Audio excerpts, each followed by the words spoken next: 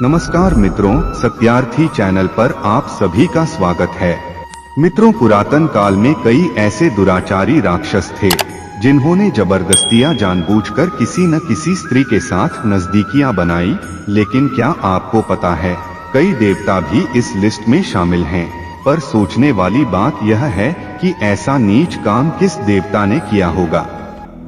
दोस्तों, आपको बता दें, ऐसा करने वाले देवताओं की लिस्ट में पहला नाम आता है देवराज इंद्र का। ब्रह्मवैवर्त और पद्म पुराण की माने तो एक बार देवराज इंद्र जंगल में बनी एक ऋषि की कुटिया के पास जा पहुंचे। उन्होंने उस कुटिया में एक बहुत ही सुंदर स्त्री को देखा जिस पर वो मोहित हो गए। लेकिन ये कुटिया तो महान तपस्वी गौतम ऋषि की थी, और जिस स्त्री को देखकर इंद्र मंत्रमुग्ध हुए वो महर्षि गौतम की पत्नी अहिल्या थी। अहिल्या की सुंदरता इंद्रदेव को बहुत ज्यादा भा गई। देवराज अहिल्या के साथ नजदीकियां बनाने की तरकीब सोचने लगे। उन्होंने अहिल्या के पति गौतम ऋषि की दिनचर्या पर नजर रखना शुरू कर दिया। गौतम ऋषि रोज सूर्य उदय से पहले जग जाते और अपने नित्य कर्म समाप्त करने के लिए नदी के किनारे जाते थे। वो वहां 2 से 3 घंटे का समय व्यतीत कर फिर से कुटिया में आते। बस फिर क्या, देवराज इंद्र ने इसी मौके का फायदा उठाया और एक योजना बनाई। वहीं एक बार रात में जब गौतम ऋषि और अहिल्या निद्रा में थे, तब कुछ समय बाद इंद्रदेव ने अपनी शक्ति से भोर कर दी थी। ऋषि को लगा कि सुबह होने वाली है। वो हर रोज की तरह उठ गए और रोज की तरह वो नित्य कर्म करने के लिए निकल गए। तभी इंद्र ने ऋषि का रूप धारण कर अहिल्या से मीठी मीठी बातें की और उसके साथ नजदीकियां बनाई। वहीं दूसरी तरफ जब ऋषि नदी किनारे पहुंचे तो वहां के जनजीवन को देखकर उन्हें महसूस हो गया कि किसी ने धोखे से सुबह की है। वह तुरंत अपनी कुटिया में पहुंचे, जहां उनके भेष में इंद्र उनकी पत्नी के साथ संभोग कर रहा था। यह देखकर गौतम ऋषि क्रोध से लाल हो गए। तभी उन्होंने अहिल्या को पत्थर बनने का श्राप दे दिया। वहीं कामवासना की लालसा में घिरे इंद्रदेव को भी श्राप दिया कि उसके शरीर पर 1000 योनियां उग आएंगी। वह चाहते हुए भी किसी स्त्री के साथ नजदीकियां नहीं बना पाएंगे। श्राप का असर धीरे धीरे होने लगा। देखते ही देखते स्वर्ग लोक के देव के पूरे शरीर पर योनियां उभर आईं। बाद में जब उन्हें अपनी गलती का एहसास हुआ और उन्होंने गौतम ऋषि से क्षमा याचना की, ऋषि ने उन्हें माफ कर दिया, लेकिन कहा कि एक बार श्राप दे दिया इसलिए वापस नहीं लिया जा सकता।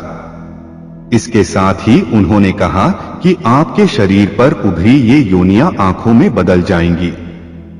इस वजह से इंद्र के पूरे शरीर पर आंखें ही आंखें हो गईं। वहीं दूसरी ओर अहिल्या ने भी गौतम ऋषि से कहा कि उन्हें बिल्कुल भी यह महसूस नहीं हुआ कि उनके भेष में कोई और व्यक्ति उनके साथ संभोग कर रहा है। इसमें उनकी कोई गलती नहीं थी। उनके मन में छल की कोई भावना नहीं थी। जिसके बाद ही गौतम ऋषि ने पत्नी अहिल्या को वरदान दिया कि कालांतर में श्री हरि का अवतार तुम्हारे पास आएगा और उनके छूने से तुम फिर से पहले जैसी बन जाओगी।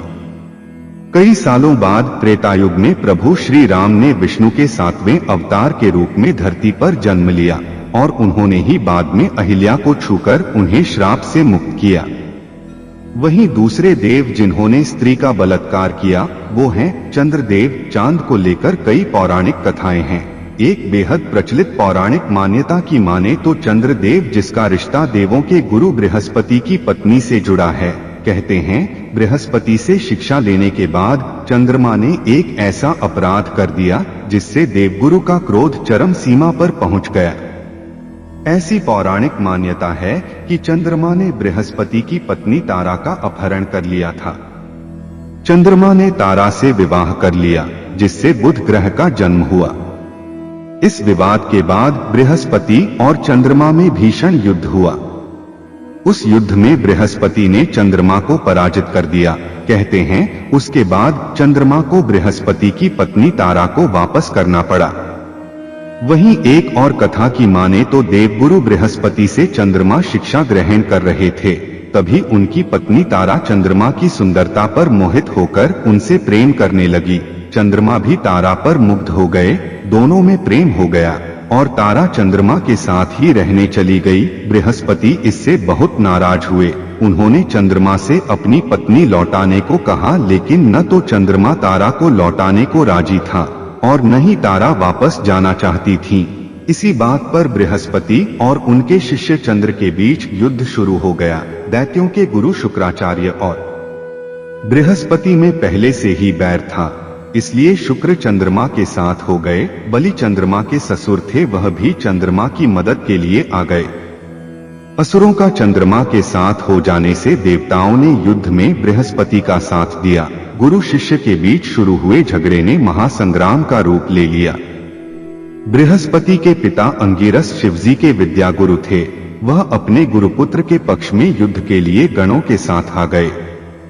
वहीं ब्रह्मा को डर लगा कि इस युद्ध के वजह से कहीं सृष्टि का ही अंत न हो जाए। वह बीच बचाव कर युद्ध रुकवाने की कोशिश करने लगे। ब्रह्मा तारा के पास गए और समझाया कि उसके प्रेम संबंध की वजह से संसार खतरे में है, उसे बृहस्पति के पास चले जाना चाहिए। जिसके बाद तारा चंद्रमा को छोड़ वापस बृहस्पति के पास चली गई। तो मित्रों, आज के लिए बस इतना ही। फिर मुलाकात होगी एक नए और ताजा एपिसोड में। तब तक के लिए नमस्कार।